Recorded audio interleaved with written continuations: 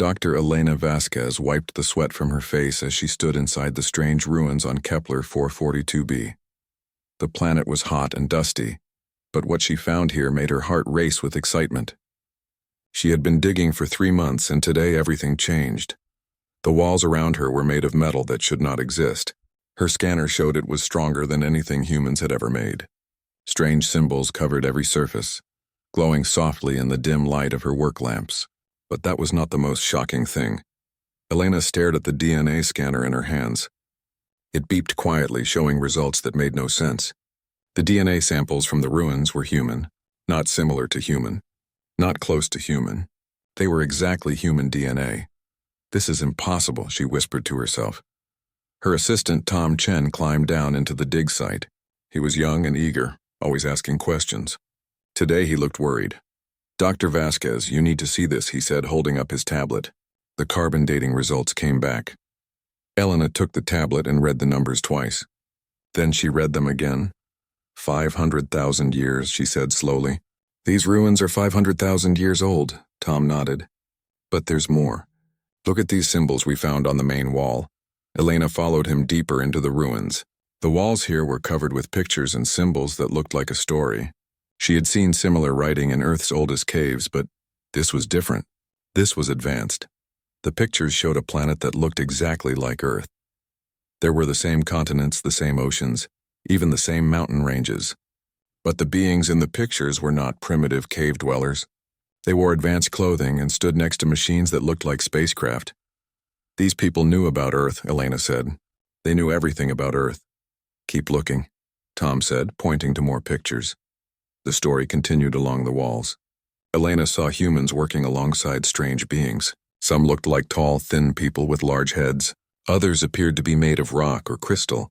One type seemed to glow with inner light. The humans and these beings worked together, building cities and ships that could fly between stars. But then the pictures changed. Elena saw images of war and destruction. The strange beings turned against the humans. Great weapons fell from the sky. Cities burned. Oceans boiled. The Earth in the pictures became a wasteland. "My God," Elena breathed. "This shows the destruction of an advanced human civilization." Tom pointed to the final pictures. They showed a few humans hiding in caves while the strange beings flew away in their ships. The last image showed Earth covered in ice and ash, with only a handful of humans left alive. Elena felt sick to her stomach. If this was true, it meant that modern humans were not the first. They were the survivors of something terrible that happened long ago. She activated her communicator and called her supervisor on Earth. Dr. James Wright answered immediately. "Elena, what have you found?" he asked. "Jim, you're not going to believe this. I need you to send a full archaeological team here immediately. And Jim, you might want to alert the government. This is bigger than we thought." Over the next weeks, teams of scientists arrived on Kepler 442b. They brought better equipment and more people. What they found shocked everyone. The ruins were massive, stretching for kilometers underground. There were laboratories with equipment that still worked after 500,000 years. There were star maps showing hundreds of worlds. Most important of all, there were detailed records. Dr. Sarah Kim, the team's language expert, worked day and night to translate the symbols. She was the first to understand what really happened. The beings who destroyed ancient Earth called themselves the Shepherds, she explained to the team. They claimed they were guiding human development. But something went wrong. Elena studied the translated records. The story they told was horrifying. The Shepherds had found early humans thousands of years ago. They helped humans develop technology and science.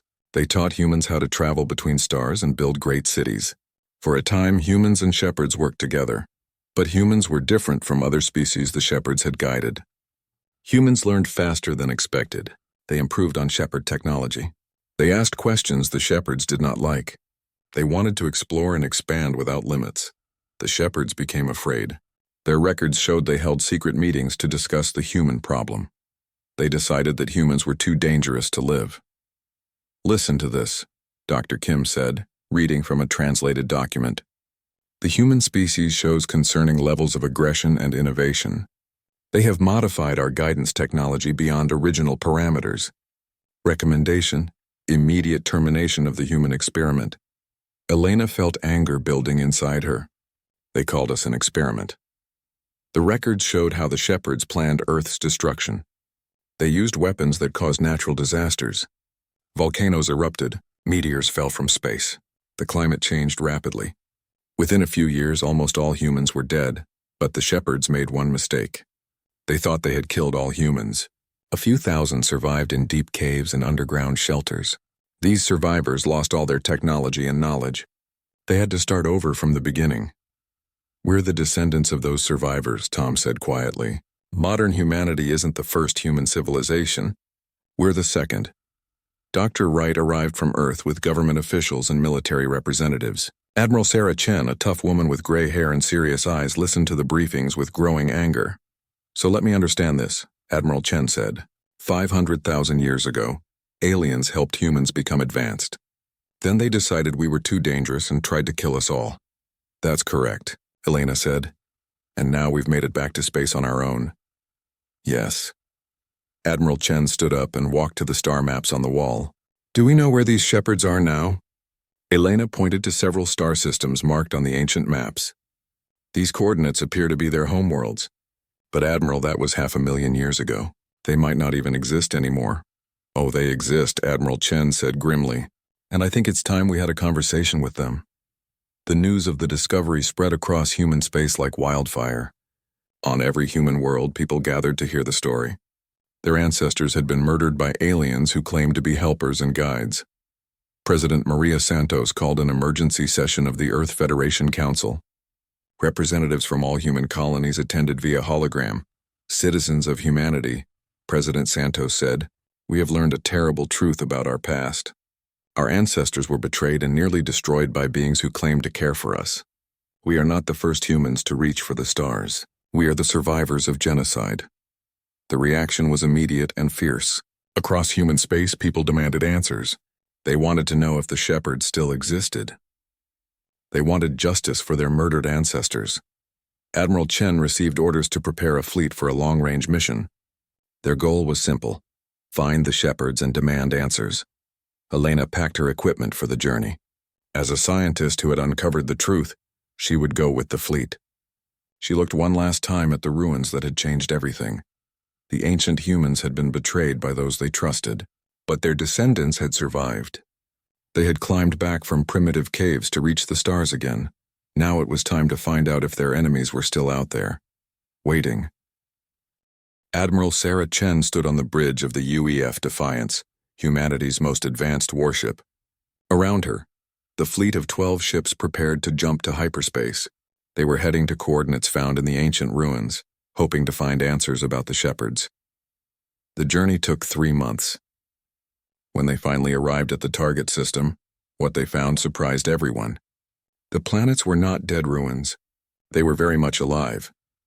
"Admiral," called Lieutenant Torres from the sensor station, "I'm reading massive energy signatures from the third planet. There are cities down there, and they're big." Chen felt her heart beat faster. After 500,000 years, the shepherds were still here. "Any signs they've detected us?" she asked. "Not yet, Admiral. We're still outside their sensor range." Chen turned to Dr. Elena Vasquez, who had joined the expedition as their expert on ancient human history. "Doctor, are you ready for this?" Elena nodded, though she looked nervous. "As ready as anyone can be to meet the species that tried to kill our ancestors." Suddenly, the ship's alarms began to sound. Lieutenant Torres looked up from his station with wide eyes. "Admiral, we've got incoming ships. 12 vessels approaching fast." "Battle stations," Chen ordered. "Raise shields and charge weapons." But the alien ships did not attack. Instead, they formed a circle around the human fleet and stopped. Then a message came through on all frequencies. The voice that spoke was calm and pleasant. It sounded almost human, but there was something strange about it. "Human vessels, this is Shepard Prime Command.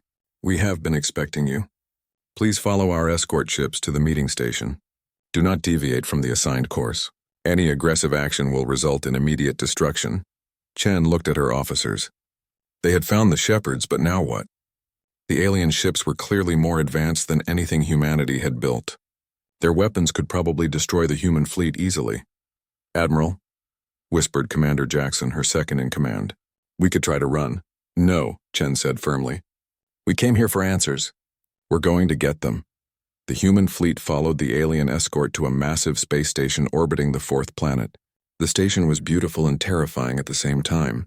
It was larger than any human city, with towers that twisted through space like living things. Inside the station, the humans were met by their first shepherds. Elena stared in amazement as 4 different types of aliens approached. The first group looked almost human, but taller and thinner. Their skin was pale and their eyes were large and dark. When they moved, they seemed to glide rather than walk. The second group appeared to be made of living rock. They were tall and broad with crystal formations growing from their bodies. Their faces were hard to read, but their eyes glowed with inner light. The third group was the strangest. They looked like beings made of energy, glowing softly and changing shape as they moved. Sometimes they looked solid, sometimes they seemed to fade away. The fourth group moved as one unit like a hive of insects. There were dozens of them, but they all acted with the same mind. One of the human-like beings stepped forward. I am Valdari Prime Kethmore. We speak for the Shepherd Collective. You are descendants of the human experiment from Sol 3. Elena felt anger rising in her chest. Experiment? You mean Earth? You mean our homeworld that you tried to destroy? The termination of the human experiment was necessary, Kethmore replied without emotion. Your ancestors proved too dangerous for galactic stability. Admiral Chen stepped forward. Dangerous? They were learning and growing. That's what intelligent species do. A voice like grinding stone came from one of the rock beings. I am Crone Primary. Your ancestors conquered and enslaved other species. They took our technology and improved it beyond our control. They threatened the order we have maintained for millions of years. One of the energy beings pulsed brighter. When it spoke, its voice sounded like music. I am Ethereal First Light. We guided 17 species to space travel. Humans were the only ones who tried to surpass their teachers. The hive-mind aliens spoke in unison. We are Nexus, we calculate probabilities. Human aggression and innovation created 97.3% chance of galactic war within 1,000 years. Termination was logical. Elena could not stay quiet anymore. So you decided to commit genocide instead. We prevented greater genocide, Kethmore said. Your ancestors would have destroyed entire civilizations in their expansion. We saved billions of lives. Admiral Chen's voice was cold as ice. You saved no one. You murdered our people because you were afraid of them. For the first time, the shepherds showed emotion. Kethmore's large eyes narrowed. Afraid? We who have guided galactic civilization for 4 million years? We fear nothing. Then why did you kill them instead of trying to guide them better? Elena asked. The rock being Crone Primary answered. Because they could not be guided. They questioned everything. They wanted to explore beyond safe boundaries. They refused to accept limits. And that's why you tried to kill them all, Chen said. Because they wanted to be free. The energy being pulsed angrily. Freedom without wisdom leads to chaos. We maintain order. We prevent wars. We protect the weak from the strong. By deciding who lives and who dies, Elena shot back. The hive mind spoke again. You are proof our calculations were correct. You show the same aggressive patterns as your ancestors. You came here with weapons. You speak with anger and defiance. Admiral Chen smiled grimly. You're damn right we're angry. You tried to exterminate our species. You nearly succeeded, and now you act like you did us a favor. Kethmore studied the humans carefully. We are willing to offer you the same choice we offered your ancestors. Join the Galactic Order. Accept our guidance. Live in peace under our protection.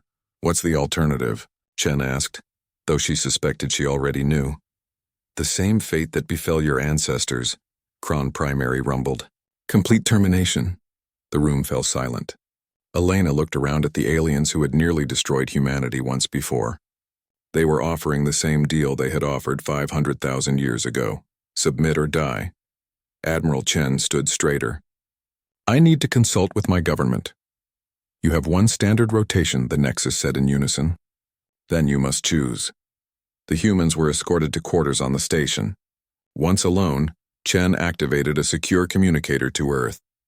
President Santos appeared on the screen, along with the Federation Council.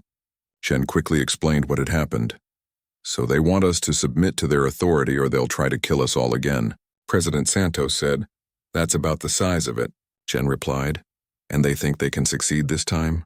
Chen looked out the window at the alien ships surrounding the station. Their technology is more advanced than ours.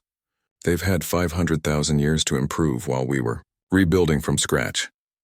But we're not the same humans they destroyed before, said Counselor Park from Mars. We've learned things they haven't. We've developed differently, President. Santos was quiet for a long moment. Then she spoke. Admiral, you tell them our answer is no. We will not submit to the beings who murdered our ancestors. Ma'am, they'll try to destroy us. Let them try. Our ancestors survived their first attempt. We're stronger now. We're smarter now. And we know they're coming, Chen smiled. Understood, Madam President. What are your orders? Get our people out of there safely, then prepare for war. The next day, Admiral Chen stood before the shepherds again. Her answer was simple and clear. The United Earth Federation rejects your offer. We will not submit to your authority. We are free beings and we intend to stay that way. Kethmore's expression did not change. Then you have chosen extinction. We've chosen to fight for our right to exist, Chen replied. Just like our ancestors did. Your ancestors failed, Kron Primary said. Elena stepped forward. But they survived. And we're here.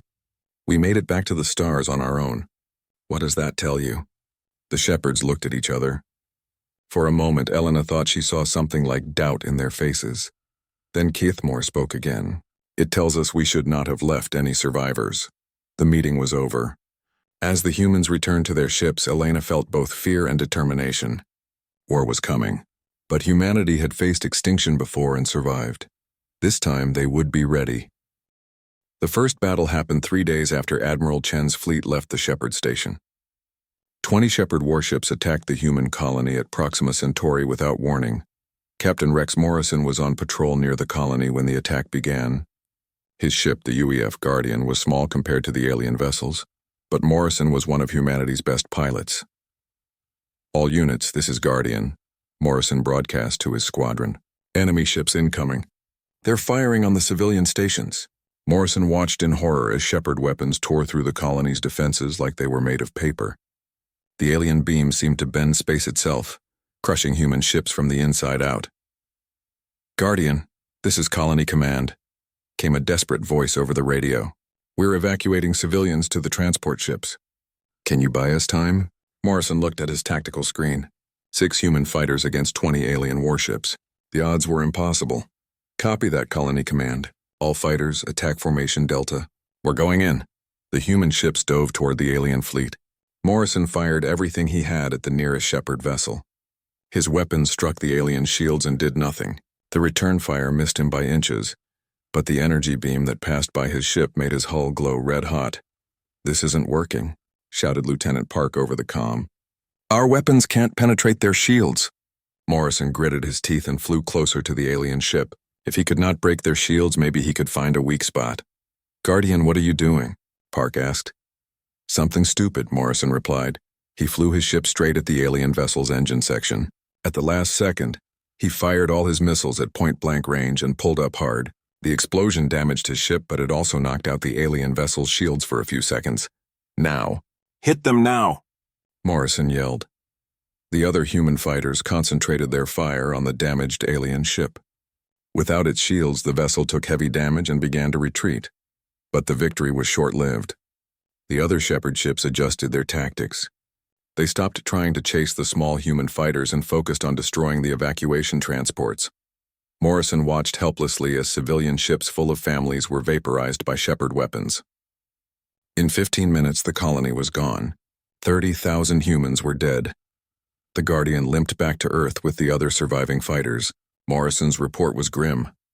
Their weapons are unlike anything we've seen, he told Admiral Chen. They don't just destroy our ships. They seem to collapse the space around them. And their shields are almost impossible to break. Chen studied the battle recordings. The Shepherds had superior technology, superior numbers, and superior firepower. Humanity's only advantage was that they were harder to predict than other species. We can't fight them directly, Chen concluded. We need a different approach. Dr. Yuki Tanaka, humanity's top weapons designer, had been studying the wreckage of Shepherd ships. She was a small woman with bright eyes and a brilliant mind. Admiral, I think I know why their weapons are so effective, she said, pointing to her research. They're using some kind of dimensional compression technology. Instead of hitting our ships with energy, they're folding space to crush us. Can we build similar weapons? Chen asked. Not quickly, but I might be able to build something to defend against them. If we can disrupt their dimensional fields, their weapons become much less effective. General Liu Wei, humanity's chief military strategist, had been quiet during the briefing. He was an older man who had studied every war in human history. We're thinking about this wrong, he said finally. We're trying to fight their kind of war. But humans don't fight like other species. We adapt, we improvise. We do things they don't expect. Chen leaned forward. What do you suggest? Guerrilla warfare. Hit-and-run attacks. Strike where they're weak, then disappear before they can respond. Make them afraid to spread out their forces. But their technology is still superior, Morrison pointed out. General Liu smiled. Technology isn't everything. The shepherds have been in control for millions of years. They're used to other species doing what they expect. But humans are unpredictable. Over the next months, humanity prepared for a different kind of war. Dr. Tanaka developed new shield systems that could partially deflect shepherd weapons. Engineers built ships that were faster and more maneuverable than anything in space. Most importantly, human tactics changed completely. Instead of large fleets fighting pitched battles, humanity organized into small strike groups that could hit targets and escape quickly. Captain Morrison led the first successful raid on a shepherd supply depot. His team of 12 fighters approached the target hidden behind an asteroid field.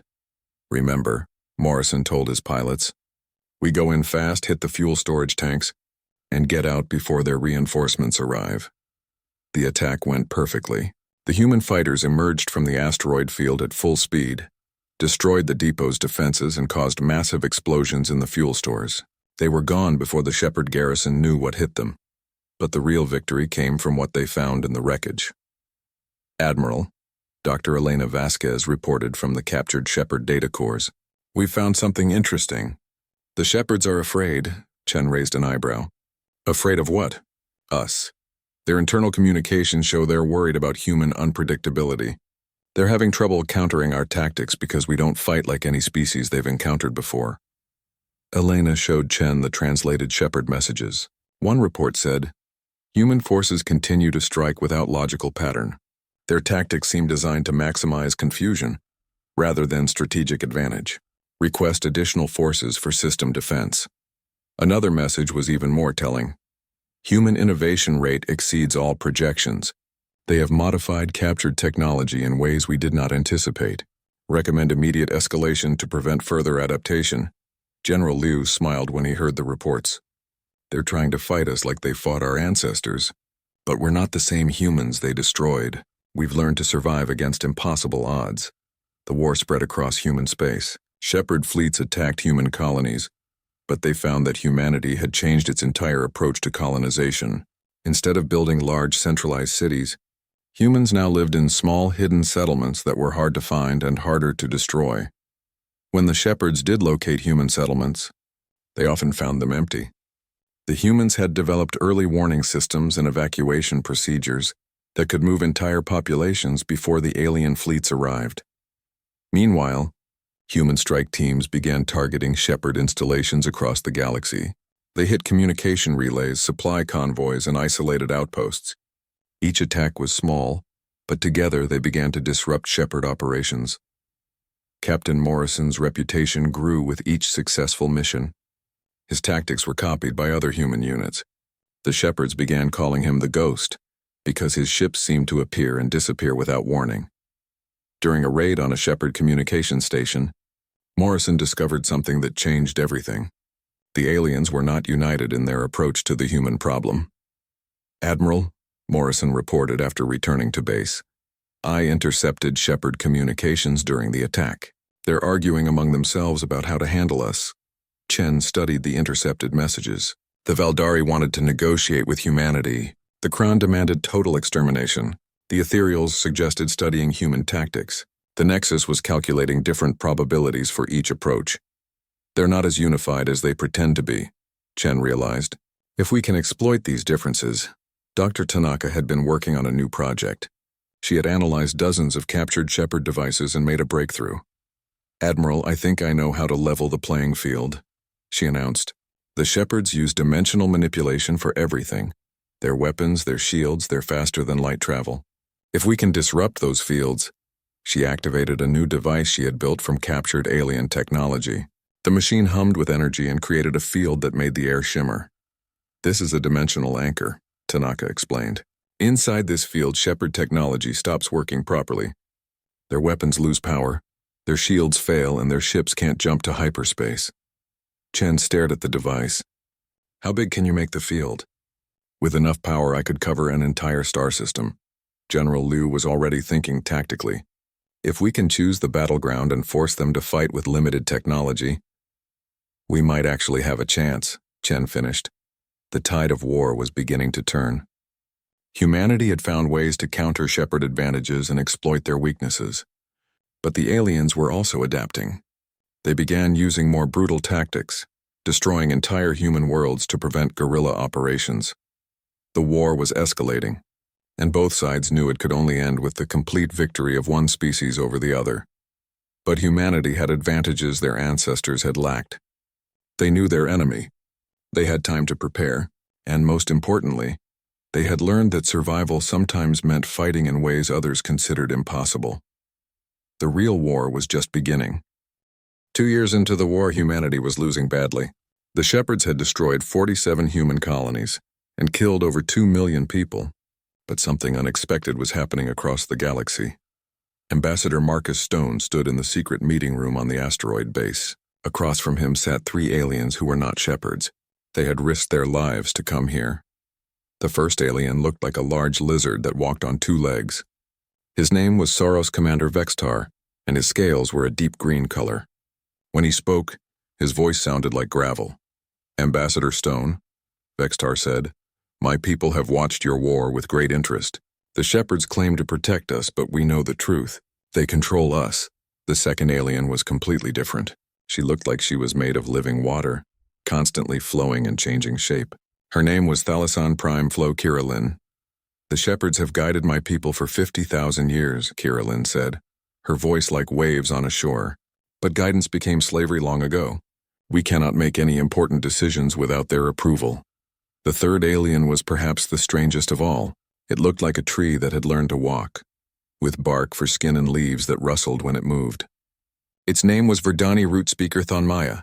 "The Shepards planted us on our world," Thonmaya said in a voice like wind through branches. "They shaped our growth to serve their needs. We have forgotten what it means to choose our own path." Stone looked at each of them carefully. These aliens represented 3 different species that lived under Shepard rule. If they were here, it meant they wanted something. "What are you offering?" Stone asked.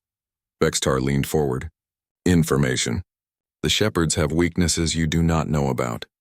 They have enemies you have never met, and they are more afraid of you than they admit." Kirillin flowed into a new shape.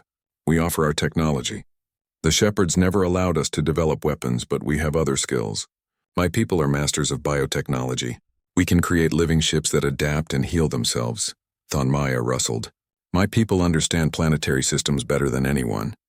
We can hide your colonies in ways the Shepards cannot detect. We can make worlds seem empty when they are full of life." Stone felt hope for the first time in months. "And what do you want in return?" "Freedom," all 3 aliens said together. The alliance was formed in secret. Soros engineers began working with human scientists to improve weapons and shields. Thalasan bioships joined human fleets providing medical support and self-repairing armor.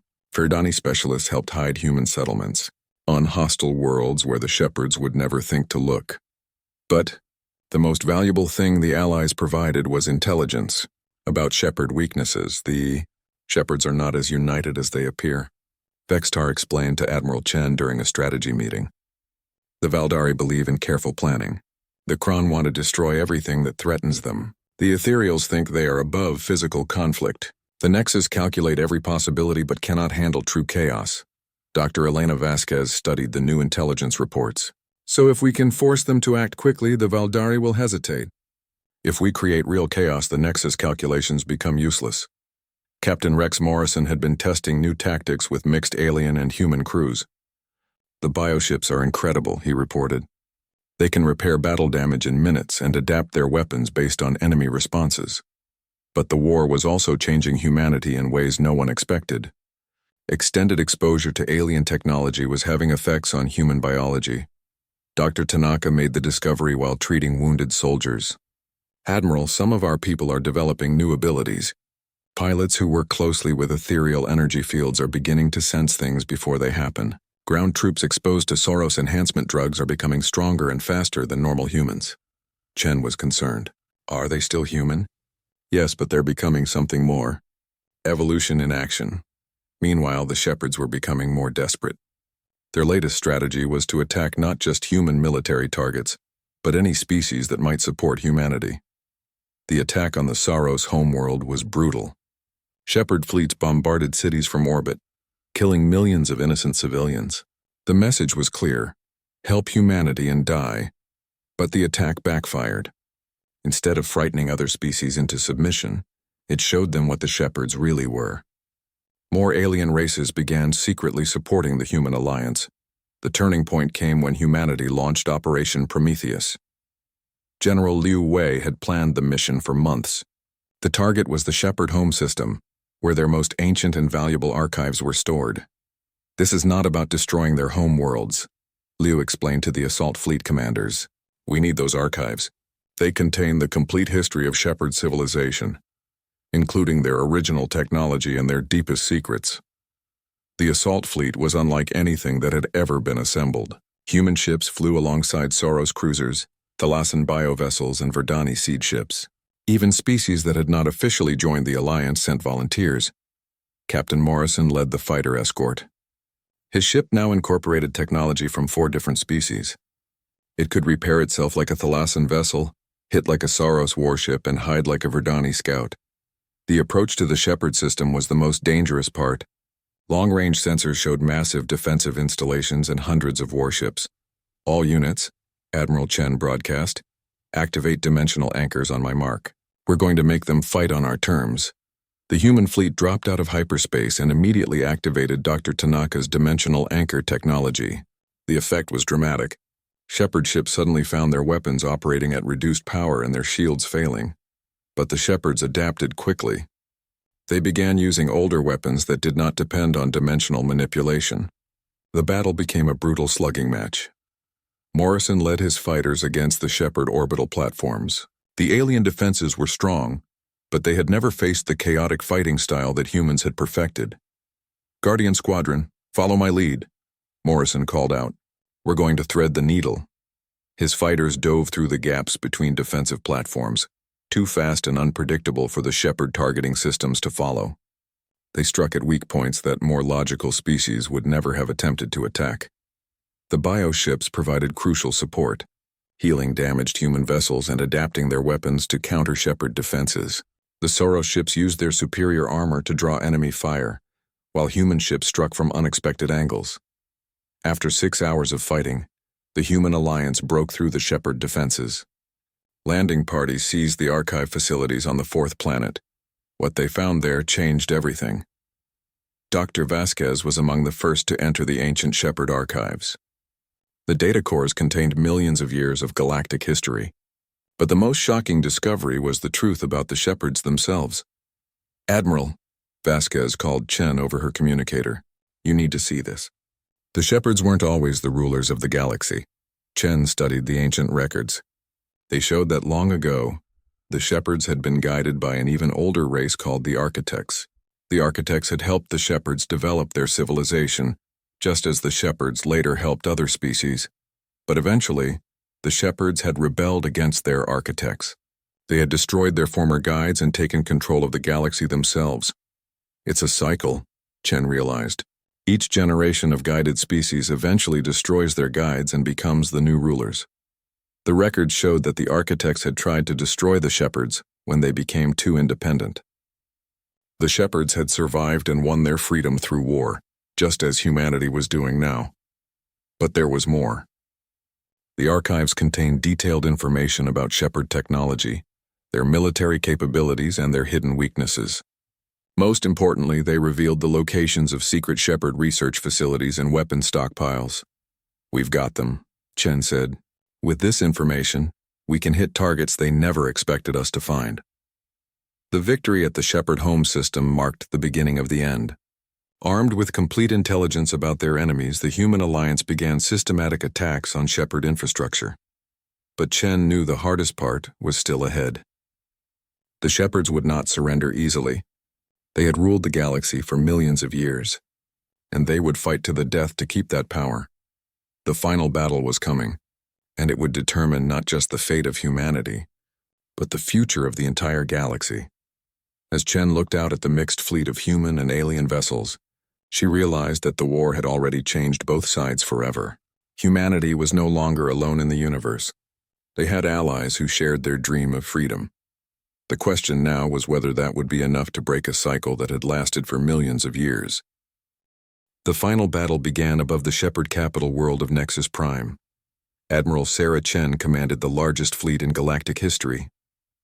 Human ships flew alongside vessels from 23 different species, all united in their fight for freedom.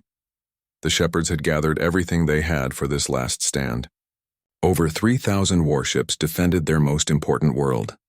Ancient weapons that had not been used for millions of years powered up for the first time since the Architect War.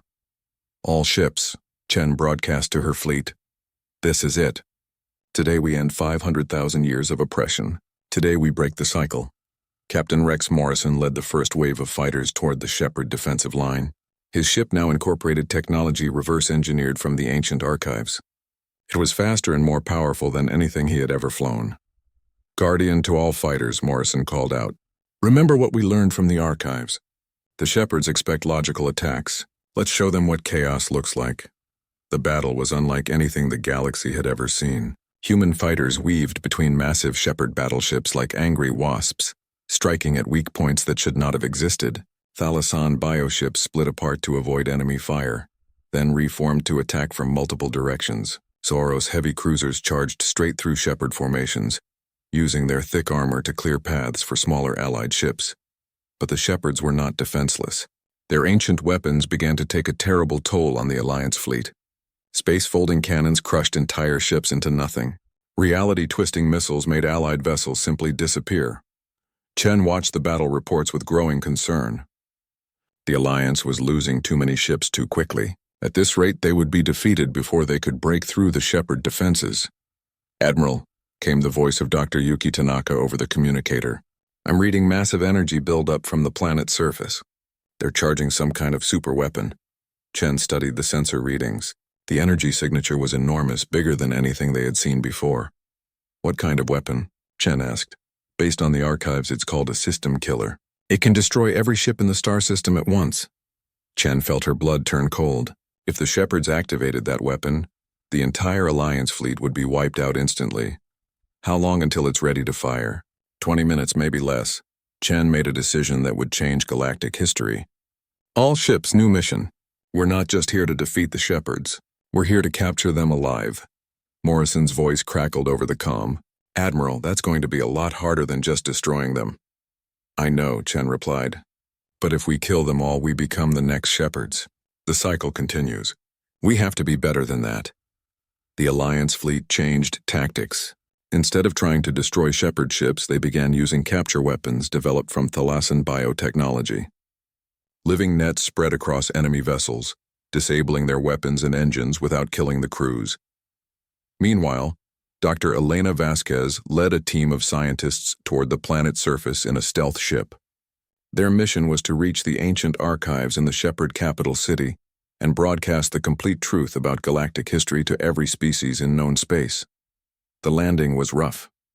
Shepard ground forces were waiting for them, armed with weapons that could disintegrate matter at the molecular level, but Vasquez's team included Verdani warriors who could move through solid rock, and Soros soldiers whose scales could deflect energy weapons. Dr. Vasquez, called Soros' commander, vexed her as they fought through the city. The archive building is just ahead, but there are hundreds of Shepard guards. Then we go through them, Vasquez replied, clutching the transmission device that would change everything. The battle for the archive building was brutal. Shepard defenders used every weapon in their arsenal, but they had never faced the combined tactics of multiple species working together. Humans provided covering fire while Soros troops charged the defensive lines. Thalasan specialists flowed through gaps in the defenses like living water. In space, the battle was reaching its climax. The Shepard superweapon was almost ready to fire. Chen could see the massive energy beam forming in the planet's atmosphere. "All ships, final assault," Chen ordered. "Break through their lines now!" Morrison led his fighters in a desperate charge against the Shepard command ship. The ancient vessel was enormous, bristling with weapons that had destroyed countless civilizations over millions of years. "This is for our ancestors," Morrison said as he fired every weapon his ship carried. The combined firepower of the Alliance fleet finally broke through. Shepard ships began surrendering as their commanders realized the battle was lost, but the superweapon was still charging. "Admiral," Morrison called out, "the weapon is almost ready. I can see it targeting our fleet." Chen watched the energy readings climb toward critical levels. In 30 seconds, everyone she cared about would be dead. Then Dr. Vasquez's voice came over the communicator from the planet's surface. "Admiral, I'm in the Archive Core. Beginning transmission now. Across the galaxy, every communication system simultaneously received the same broadcast. Dr. Vasquez's voice spoke to billions of beings on thousands of worlds. "Citizens of the galaxy," she began, "this is the truth about our history." The transmission included everything from the ancient archives, the complete record of the Architect War, the real reasons the Shepards had destroyed advanced human civilization, the long list of species that had been terminated for becoming too independent.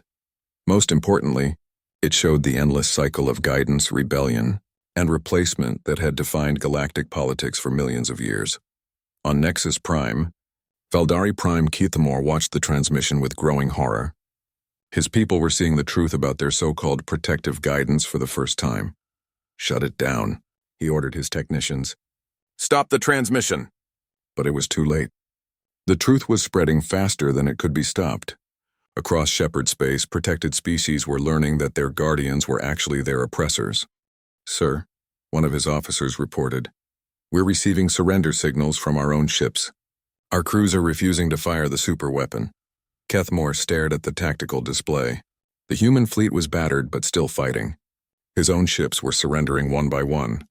The weapon that could have ended the war was useless if his own people would not fire it. "It's over," he said quietly. The surrender came 3 hours later. Kethmore himself contacted Admiral Chen to negotiate terms. "Admiral Chen," the Valdari leader said over the viewscreen, "the Shepard Collective offers unconditional surrender."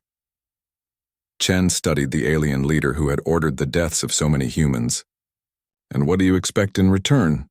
"Mercy," Kethmore said simply. "We know what we have done. We accept responsibility for our actions. But we ask that you not repeat our mistakes." Chen was quiet for a long moment. The human fleet could easily destroy every Shepard world. They could exterminate the species that had tried to exterminate humanity. They could become the new rulers of the galaxy. But that would make them exactly what they had fought to defeat. "The United Earth Federation and our allies accept your surrender," Chen said finally. "But there will be justice for your crimes." The war crimes trials lasted for 2 years. The galaxy watched as Shepard leaders were held accountable for millions of years of oppression. Some were executed for genocide. Others were sentenced to long prison terms. But the real change came in what humanity built to replace Shepard rule. Dr. Vasquez stood before the Galactic Constitutional Convention, representing Earth. Around her sat delegates from over 200 species, many of whom had never been allowed to speak for themselves before. "We have a choice," she told the assembly.